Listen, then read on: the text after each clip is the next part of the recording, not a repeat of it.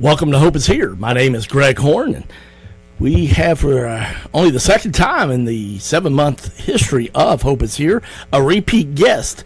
And the reason we're doing this, first one was Michelle Chudy, and she came back and spoke on a second book that she wrote. But this is a kind of a different angle, and the reason we're doing this is we brought Sherry Matherly on back, I believe it was in early January, and she shared her story of just amazing recovery from being shot in the head by her abusive husband, who unfortunately later took his own life after shooting her and in the head close range, and she miraculously recovered, and yet she has trusted God through the whole process, and just shared the powerful story about that. And in fact, it was back in January 22nd.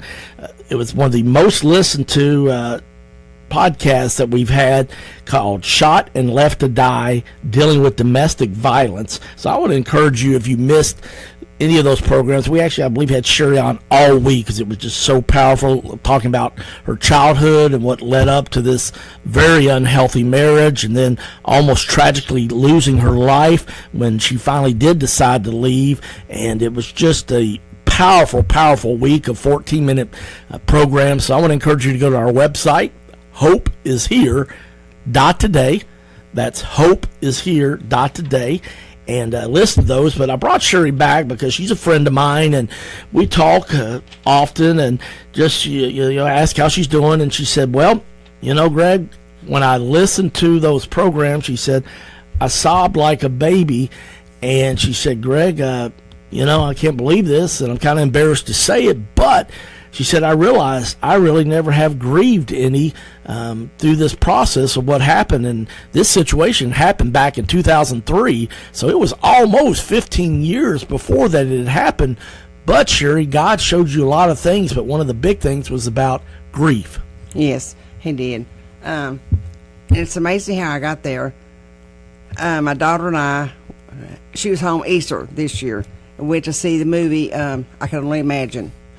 The movie about Mercy Me. Yeah, Mercy Me. Great song, I Can Only Imagine. Yeah, I Can Only Imagine. It's the story about, what's his name, Bart Miller's his name? The lead singer. Bart Miller. Yeah, about his life.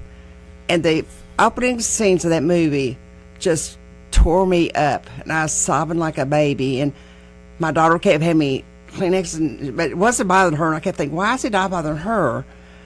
I didn't understand why it wasn't bothering her when I thought it bothered her and not me, but it was tearing me up. And after we watched that movie, and then later on, I think we met with you and talked some, and I realized that that story, that movie, that opening scene was my story. That a story of my life that I was the one need healing. Then I had a lot of grief and stuff happen in my life. And so that started me on this whole journey of, I went to a therapist. She said I was depressed, I need to go to grief therapy. And I went to grief therapy, and the grief therapy was just amazing. And I don't know, there's people like me that don't really understand what grief is. To me, I only knew grief like, okay, somebody passed away, you were sad. To me, that was grief. You lost somebody, then you were sad about, you cried and you hurt and stuff. And then you went on. I didn't really understand what grief was. But so it's more than just the loss of a death of somebody.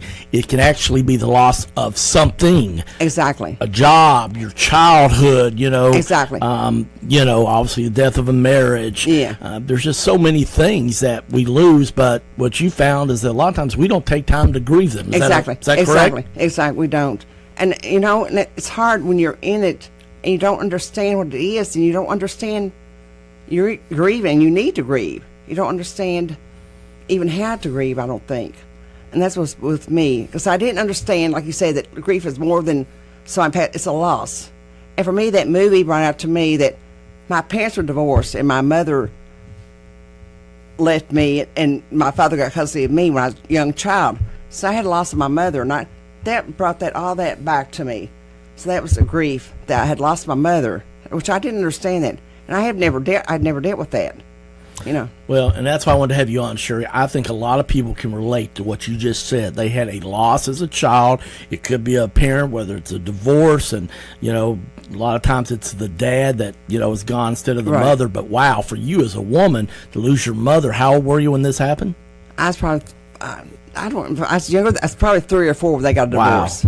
Wow. So she left, and my father raised me, and so I did have a mother, and I didn't realize that I realize that I grieved over not having a mother. But now, understanding grief, I understand that I did have grief over not having a mother. And my grief counselor, which I haven't done exactly like she told me to, I've discovered.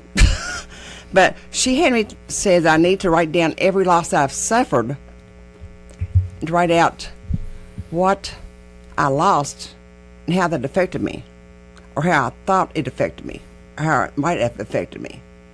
Which that's part of the healing, is to deal with it. That's the whole thing. You have to deal with it. Well, and that's why I'm so proud of you.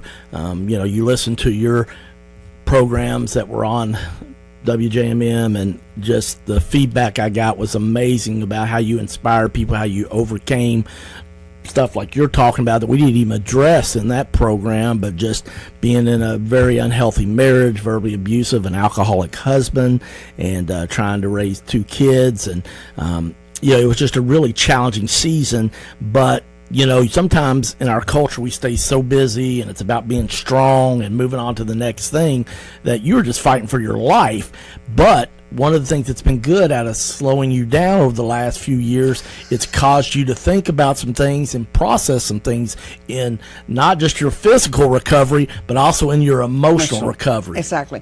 The grief counselor recommended a book for me. It's called My Grandfather's Blessings. And if anybody's is grieving or think they're grieving, I highly recommend it. It's called My Grandfather's Blessing. It's called Stories of Strength, Refuge, and Belonging by Rachel Naomi Remen. She's a MD, cancer doctor.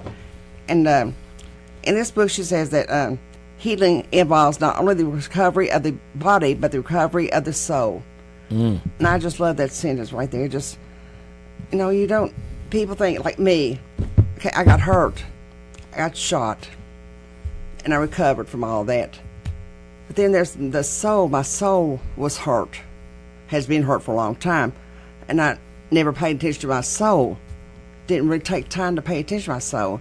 And I said God got my attention to slow down. You say to slow down, but now, and when going to see that movie, He's brought it to my attention now that I need to heal my soul and to grieve. There's a lot of things that I need to grieve that He's bringing to light that I need to grieve. Like the different losses, like loss of my mother, and my father too. My father, when they divorced, my father and I, then he married my stepmother when I was 8, and there's 5 kids. So actually, I kind of lost my father too. See, it was me and him until he remarried, and then it wasn't me and him anymore. So I kind of lost him too, and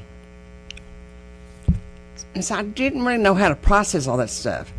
You know, and nobody ever talked to me about any of that. You know, that's just the way it was. You just had to suck it up and go on. Is that right?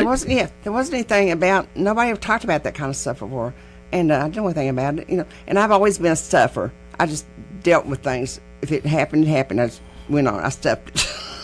Well, I know that's really common, and you know, I hope if you've been listening here to Sherry Matherly share her story that, you know, you got to take care of your soul. It's great to go to the gym, and that's something I need to do better, and really wanting to improve my physical condition. But there's a God-sized shaped hole in all of us that only He can fill.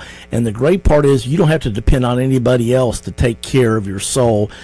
That is up to us. And sure, you have done such a phenomenal job over the last several years since the shooting and all, but I think even just gone to a whole nother level in the last 6 months, because I know a lot of people out there don't even know there's a thing such as a grief counselor, but it's been helpful to you, hasn't it? It was amazing, and she helped me so much, and I just shout out to her. I went to that, and I didn't know, was it you that recommended hospice? And I thought hospice just for if you lost a loved one or whatever, But you had some other gentleman on there. Bob Bird, she lost his son, unfortunately, tragically, in his early 30s to alcohol addiction, and so he went through the hospice counseling. It's called Bluegrass Care Navigators. Bluegrass Care Navigators now. So, but that's how you found out about this. And they were awesome. And when I called, you recommended it to me, and so I called.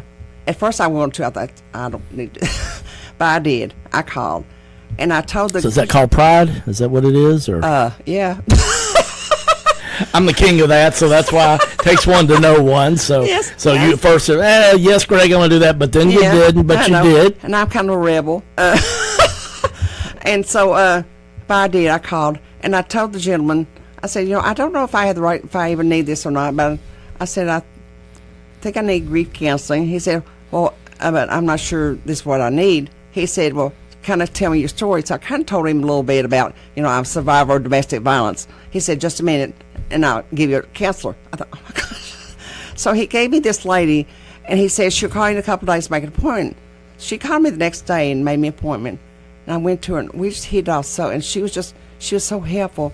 And she helped me to realize that grief was more than just going to a funeral and burying somebody, right? Grief is emotional. I mean, it's a big emotional, big time. It's a loss of any kind. And that's what he told me when I first called, too. It's a loss of any kind. And I didn't realize that. And when I got hurt, before I got shot, I worked at Toyota, and I loved my job. I loved working at Toyota. I loved my job. I had lots of friends there. How long did you work there? 13 years. Wow. No, let's see. I started when they opened in 89. It's 2003 when I got hurt. One of these. 14 years. 14 years. And in the same job, the same position. And I loved my job. I had lots of friends and everything. I loved my job. Then after I got shot, I couldn't go back to work. And I didn't realize that was a grief that I was, that loss of my job, that was a grief that I was carrying. That I had never dealt with that I couldn't go back to work. I said, okay, I can't go back to work. And that, Well, I mean, you're spending over 50 hours a week, between work and driving to work and exactly. there. I mean, that's almost a third of your waking hour, or I say waking hour, all your hours, not your waking hours.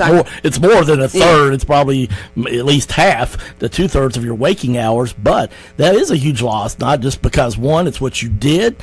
Number two, all the relationships. Exactly. I lost all my friends I had there. So I had a lot of friends at Toyota.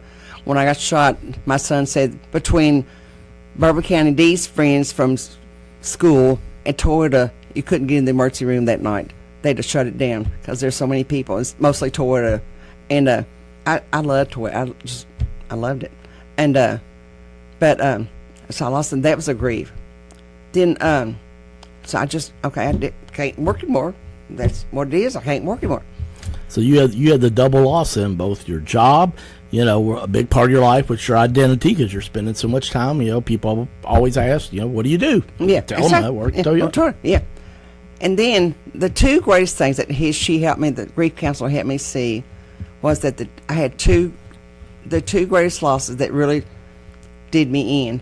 And before I share those, she had shared a story with me that to think of grief as like you take a hurt and put it in a mason jar, and you screw the top on and put it on a shelf. That, to me, it's like I'm a stuffer. So I stuffed my hurts in this mason jar and put it on the shelf.